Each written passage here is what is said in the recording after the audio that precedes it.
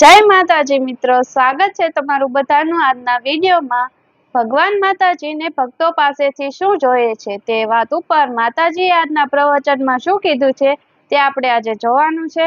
તો ચલો શરૂ કરીએ આજનો વિડીયો। જય માતાજી।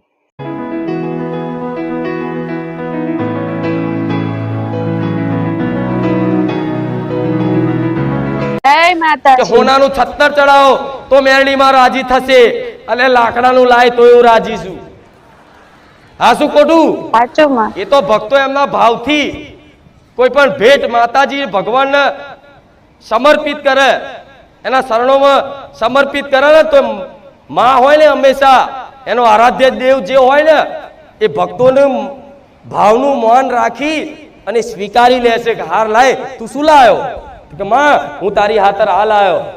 તો ભલે એ વસ્તુમાં કોઈ મીઠાશ ના હોય, કોઈ મીઠાઈમાં કદાચ મીઠાશ ના હોય, છતાંય માના હારી લાગે। હા શું ખોટું? સાચું માં। એનું ઉદાહરણ જોઈ લો રામાયણમાં। શબરીના 8 બોર મારા રામે ચાખ્યા। હા શું ખોટું? હા માં। વિદુરજીની પત્નીએ કૃષ્ણ ભગવાનને કેરું ખવડાવ ભાવમાં કેરું હાથમાં રાખ્યું, છોડિયા ખવડાવી દીધા। ભગવાન છોડિયા ખાઈ ગયા। ખબર છે ને બધું? એ તો જેને જોયું હશે, સાંભળ્યું હશે એને ખબર હશે। તો જો સબરી રામ માટે કદાચ એટલા ભાવ વિભોરમાં થઈ અને મારા રામને કોઈ બોર ખાટા ના લાગે એના માટે વીણી અને ચાખીને ભગવાનની આગળ ધરતી કે લો પ્રભુ આ સ્વીકાર કરજો। તો ભગવાન એ 8 બોર જો ખાઈ જતા હોય તો ભગવાનને શું જોઈએ છે? ભાવ જોઈએ છે। માતાજીને શું જોઈએ છે? ભાવ છે। એ ભાવમાં પ્રેમ હોય તો। હા શું ખોટું? તો ભાવથી લાવો છો ને તો દરેક વસ્તુ દરેકની ભેટ હું ખુખાર મેરડી હસતા હું દરેકની ભેટ સ્વીકારું છું। વિશ્વાસ રાખજો, મારા ધામમાં આવીને કદાચ શ્રીફળ ગમે તો મૂકી દીધું હશે ને પણ એ શ્રીફળની તમને કદર નહીં હોય, મને ખુખાર મેરડીને 100% કદર છે। હા માં। હા શું ખોટું? સાચું। તો આવી ભાવથી કદાચ તમે માતાજી માટે કંઈ પણ લાવો એ સ્વીકાર છે।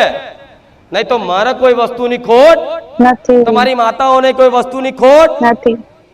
તમે એવું વિચારો કે માતાજીનું મોટું મંદિર બની આલો તો માતાજી રાજી થાય? ના, જોઈ લે વગર મંદિરે હું ખુખાર મેલડી રાજી છું। હા માં। છે ને? આ પ્રમાણ છે પ્રત્યક્ષ કે મોટા મંદિરમાં માતાજી હોય તો લે કોઈ મોટું મંદિર નહીં, કોઈ પોતાની જગ્યા નહીં, આ પારકી જગ્યામાં બેહી અને 52 ગજની ધજાઓ દર રવિવાર ફરકાવતી હોય, આ એનું નામ માતા કહેવાય। જરૂરી નહીં મોટા મંદિરમાં હોય, જો ભાવ હોય ને તો તમારા ગરીબના ગોખલે બેઠી છે, પણ એ ગોખલો તમે મનથી સુશોભિત કરી નાખો, સારા સુંદર વિચારોથી, કોકનું ભલું કરવાની ભાવનાથી અને ભગવાનનું માતાજીનું સ્મરણ કરવાથી આપે રૂપે તમારું મન એટલું સુશોભિત થઈ જશે ને તમારી માતા તમારા હૃદય મંદિરમાં બિરાજમાન ના થઈ જાય ને મને ગોળા ખુખાર મેલડીને કહેજો। માતાનો વાસ ક્યાં હોય? ભક્તોના હૃદયમાં। મંદિરમાં તો ખાલી એક પ્રતીક છે, મૂર્તિ રૂપે, ફોટા રૂપે। નહીં માનવા વાળા નાસ્તિક લોકો તો પથ્થર જાણે કે આ તો પથ્થર છે, આ તો અમથા ફોટા છે, પણ આસ્તિક ભક્તો માટે એ પથ્થર નહીં, સાક્ષાત માતા ભગવાન હોય છે। આસ્તિક લોકો માટે ફોટો નહીં, એ ફોટામાં સાક્ષાત માતાનો વાસ હોય છે। એવી ભાવનાથી કદાચ કરો ને તે ફોટામાં ધરો તે ફોટાથી મોઢું હલાઈને ખાવું હું એ મેલડી છું। ચો ખબર છે હજુ માતાની મહિમા શું છે? અને સુખી થવા આવ્યા છો તો ભલે હું તો 1000 વખત મારા ભગવાનને પ્રાર્થના કરીશ કે મારા ધામ આવેલા દરેક ભક્તોનું ભગવાન તમે ભલું કરજો, અને મારા ધામ નહીં આવતા ને એમનું ભલું કરજો। હું તો માતા કે આખું દુનિયાનું મારા રામ ભલું કરજો, પણ મારો ભગવાન એવું કહેશે એક વખત તો મારી બાજુ સન્મુખ થાય માણસ। આ શું ખોટું? સાચું માં। એક વખત તો સન્મુખ થાય તો માતાજી ભગવાન તમારા હામી જોવો એ તો જોવો જ છે. માતા તો તમને ચાહત છે, પણ એના ભક્તો એને ભૂલી ગયા છે. બસ તકલીફ તમારી છે, માતાની નહીં. પહેલા માતાઓને જાગૃત કરવાને કર્યા હતા, પણ હું માતા કે માતા જાગૃત છે, તમે જાગૃત થઈ જાઓ. ભલે ઘરમાં નોના મઠમાં ગોખલામાં બેઠી, પણ એ ગોખલામાં એક દીવો કરો, ત્યાં ફૂલ હાર ચડાવો, ત્યાં મીઠાઈ ચડાવો, ત્યાં ભોણું ધરાવો. તમારી માં રાજી ખુશીથી એ તમારો એક એક કોર્યો ખાય છે. વિશ્વાસ રાખજો, ભલે દેખાતી નહીં. હા માં.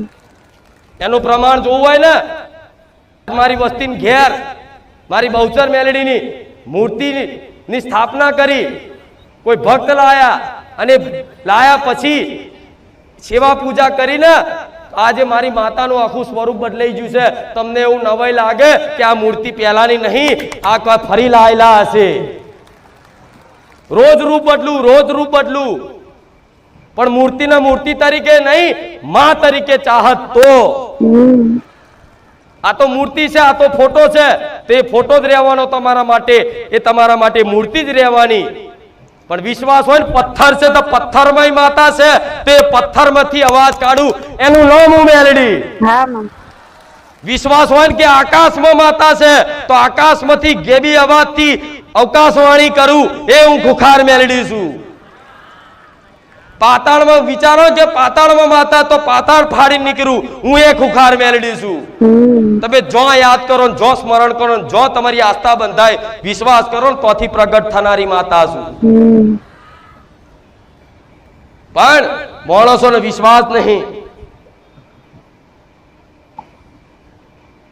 વિશ્વાસ નહીં એનું કારણ છે કે તમને ક્યાંય સાચી માહિતી નહીં મળી, માતાની મહિમા સાંભળવા નહીં મળી, ભગવાન રામની નામની મહિમા સાંભળવા નહીં મળી.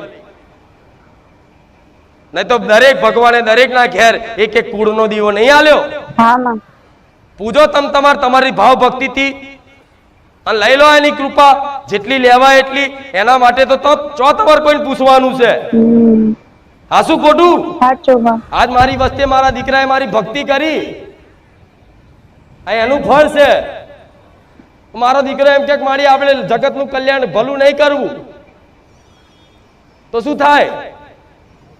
પણ ના, હું જાગૃત થઈ ને તારથી ઉદ્દેશ લઈને જાગૃત થઈશું કે દીકરા તને ખબર નહીં, પણ તારી આ માતા જોણે છે કે મારા આગળ જતા શું રચાવાનું છે. જોઈ લે આ રચના. આ શું ખોટું? આ રચના જોઈ લો. આ બોલાયેલી ભીડ નહીં, આ પૈસા આલીને બોલાયેલી ભેગી કરેલી ભીડ નહીં, આ લાલા ચાલેલી ભીડ નહીં, આ આપે રૂપિયે મનથી ભાવથી વિશ્વાસથી આવેલી ભીડ છે. હા શું ખોટું? તો 5 મોણા 50 મોણા ભેગા કરવાના હોય ને તો આજે ફોફા પડે. આજ એકબીજાના લગ્ન પ્રસંગમાં જવા તૈયાર નહીં. આ પેલા જેવા લગ્ન પ્રસંગ નહીં થતા. થાય છે નહીં? તો બધો સમય કાઢી અને મારા પારે આવતા હોય ને તો ચિંતા છે તમારી. મને એ ચિંતા છે ને એટલે આટલી બધી રાડો પાડી પાડીને જોર જોરથી બોલું છું. મને બોલવાનો શોખ નહીં થતો, હું તમારા માટે બોલવા આવું છું. નહીં તો મારે તમારા કોઈ માન સન્માન ની પડી નહીં મારા દીકરાને પડી. એવી પડી હોત ને તો રોજ માન સન્માન, રોજ ને ગોમે ગોમ ઢોલ વગાડું એવી મેલડી છું. રોજ જાઉં ને, રોજ રવિવાર પતન સોમવાર થી ચાલુ કરું ને તો શનિવાર સુધી ગોમે ગોમ મારા નામના ઢોલ વાગે. એ ખુખાર મેલડી છે. પણ મૌન સન્માન માટે નહીં બેઠી, રૂપિયા લેવાય નહીં બેઠી, તમારી જોરથી કઈક આશા રાખી નહીં બેઠી કે મારા ભક્તો અહીં કઈક સેવા કરશે, કઈક દાન કરશે તો મારું ધામ ચાલશે. અરે તમે શું કરતા હતા? હું રોમ મારી મેલડી બેઠી છું, મારો ભગવાન બેઠો છે.